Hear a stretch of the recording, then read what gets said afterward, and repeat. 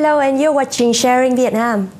So in my hand here is a book, a bestseller by New York Times. The book's named Startup Nation, the story about the miracle economy of Israel. So joining our discussion today is the ambassador of Israel. She's going to share with us her insights about the miracle economy of Israel as well as opportunities for Vietnam. But before we continue, please see a clip about the book.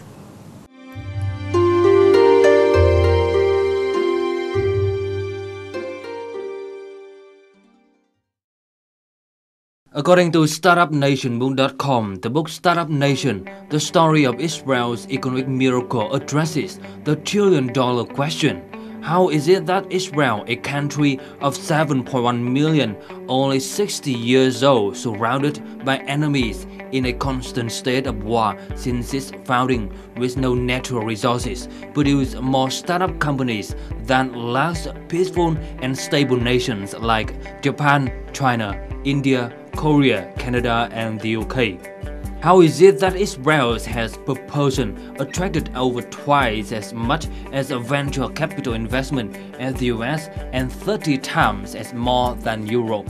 Its GDP per capita reached over $30,000 per person in 2011, ranking 26 globally despite its constant state of warfare. Dan Senior, co-author of the book and a former foreign policy official in the United States government, also comments. Look, we go through 8 factors in the book.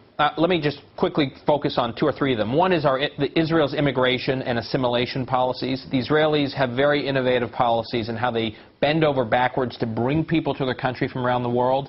Israeli prime ministers run for office talking about how many immigrants they're going to get into the country. They don't view immigration as a burden, and they have some very innovative policies for assimilating them. Civilian research and development, they spend more as a percentage of their economy on R&D than any country in the world. And they have some very innovative ways for how they actually make that R&D funding matter. It's not just about spending, it's about how you make it matter to the startups and the companies using it. And the role of the military, Joe, is like amazing. These young 18-year-olds go into the military when they finish high school. Males serve for 3 years, females serve for 2 years. They get the most incredible leadership and entrepreneurial experience in the battlefield, and the entire economy knows how to read a military resume. Investors, CEOs of companies, when these guys come out of the military, they know how to integrate them and their battlefield experience into the economy, and the U.S. does not know how to do that.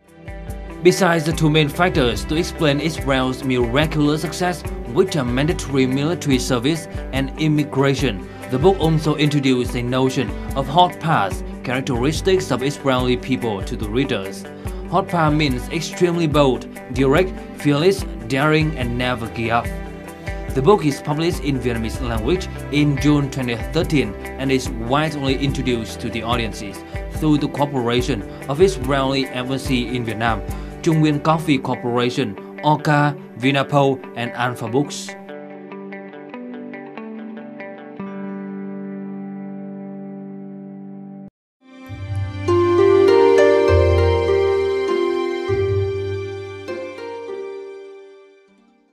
And you're back to Sharing Vietnam. So, Mrs. Ambassador, thank you very much for your time today.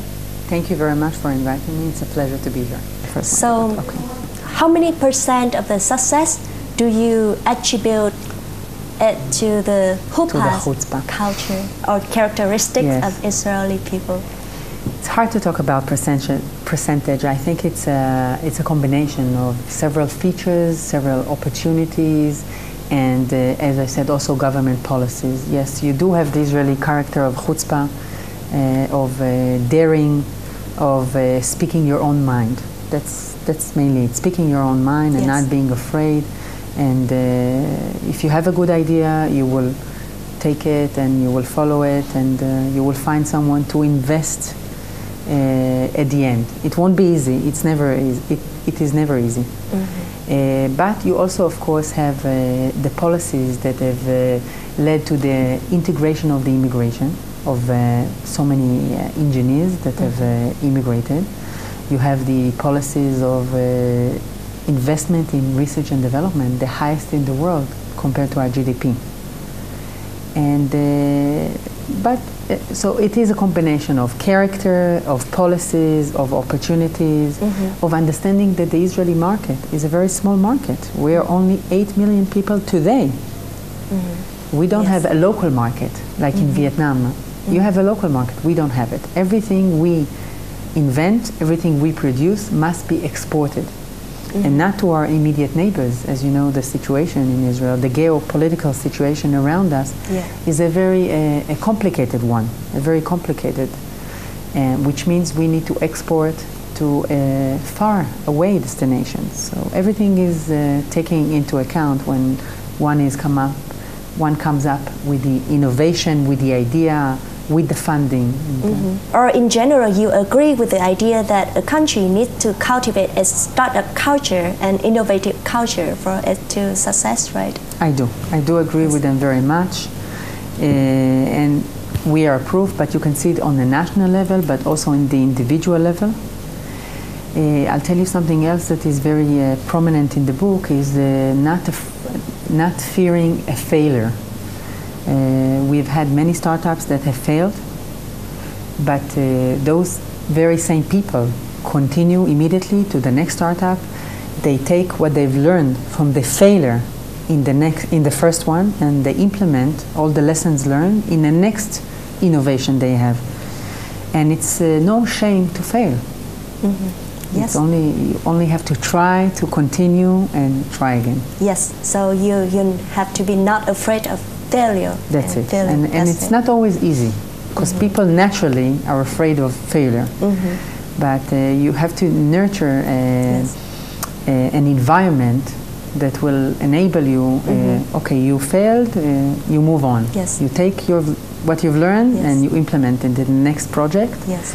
And nothing bad happens. Yes, as I read somewhere in the book that you don't encourage the person too much when they success, but don't blame him too much when he fails. Right? Absolutely, that's exactly that. So Vietnam and Israel have totally different demographics, as well as natural environments. Yes. So what do you think, or what do you expect Vietnamese audiences or Vietnamese readers to learn from Israel after reading the book? What can they get from the book? Like, what do you think? It's true that we are very different in demography and different environment and natural resources. But I think also Vietnamese, like Israelis, are very entrepreneurial people. I've been here almost 10 months.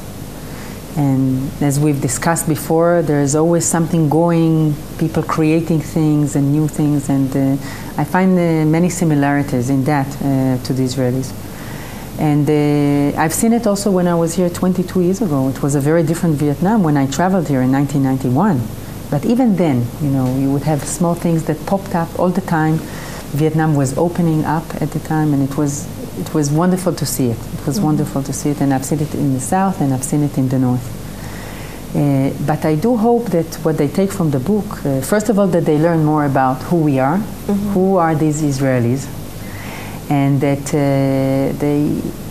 once you have a good idea, I think the key message is that the ability to dare. Not to, yes, you will always have obstacles, but as I've said, you need to know how to overcome them and to rely on yourself and to be confident enough. If people are trying to stop you, you have a good idea, you find the funding, you find the people that will believe in your dream. We've seen it here with many innovators, but I think the greatest innovator is my president. Once again, he's 90 years old, 90, celebrating his birthday next week. And he's been always, since very young age, a dreamer, an innovator, but also a dreamer. He was able to pull people to believe in his dreams and to believe in his ideas and invest in his ideas, as we've seen in the book and in many of the innovations. So I think it's the ability to learn, to dare, this chutzpah a little bit, to speak your own mind, and even in face of authority, to say what you think. And yes.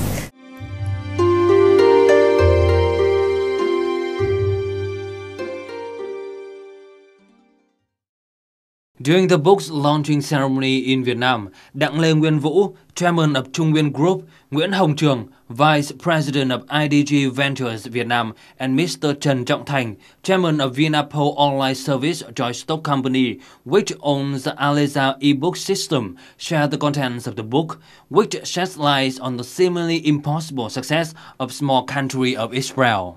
According to baomuối.com, Mr. Đặng Lê Nguyên Vũ shares that in his research for success principles, Israel was the nation that caught most of his attention. He said that this country had its own methods and manners that Vietnam should take as a reference. No one can succeed without innovation. It is especially true for Israel, a country with no natural resources, but only human resources. For them, creative is a life force, he said. It's time for us to change our thinking, to see adversity as success rather than trying to escape it. Mr. Trần Trọng Thành brought a story. The Israelis are very proud of the two Jews, three opinions idea, which is also the name of a famous book in this country. Why Vietnamese people say, 9 people withstand ideas to blame disunity. Criticism is encouraged in Israel, but in nation, the Israelis adhere to the collective agreement. These contrasting characteristics create an ideal condition for economic development.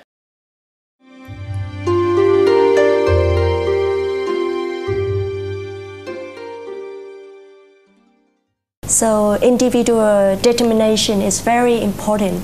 But another important thing is the policy to encourage that kind of spirit.